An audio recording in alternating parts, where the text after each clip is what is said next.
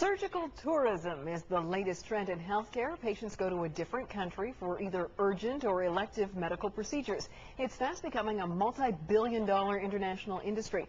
Now there's a company on the West Coast that wants to reduce your wait for surgery time by linking BC patients with doctors in South Asia. VI's Astrid Brownschmidt explains. The ocean is Terry Sallow's home. I basically started commercial fishing when I was 10 or 11 years old with my grandfather. When 11 years ago he developed arthritis in both his hips, Terry's livelihood was taken away. I couldn't get up on the boat, I couldn't go up and down the ladders, I couldn't get into the engine room. The pain was chronic. I took certain drugs, but eventually they didn't work anymore. Originally I went to a GP and then I was referred to a orthopedic surgeon, which took about 3 years, and then it was approximately another 3 years before they were willing to perform a total hip replacement. But Terry didn't want to wait that long, so he decided to go out of country for his surgery, a decision that more and more people are making. And now look at him today. He is walking. He is ready to get back out on his boat right after the long weekend.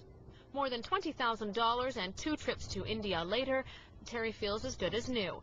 Had he stayed in Canada, he would only now just be getting his first surgery. It's this type of surgical tourism, as it's called, that's fast becoming a multi-billion-dollar industry.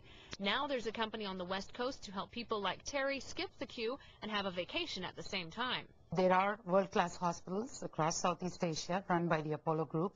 We've picked 6 of them in 5 major cities in India and 1 in Sri Lanka. We're offering patients the opportunity, if they do not want to wait and if they can afford it, to be able to go to one of these hospitals and get their surgery instantly. Through STC, heading to India for treatment can cost less than half the price as the same treatment in the U.S. Even at a discount, it's estimated that medical tourism will bring in $1 to $2 billion into India alone by the year 2012. But Saeed says her motivation for starting the company is to reduce the strain on our current public healthcare system. The idea is to help the governments, work with them, just to help them get rid of the backlog. Basically, if we were able to catch up with the wait list, they can resume their public healthcare system without the need for any such service in the future. Surgical Tourism Canada launched 1 month ago and already has 5 people from across the country ready to travel. Saeed says it's a matter of quality of life. For VI News, I'm Astrid Brownschmidt in Victoria.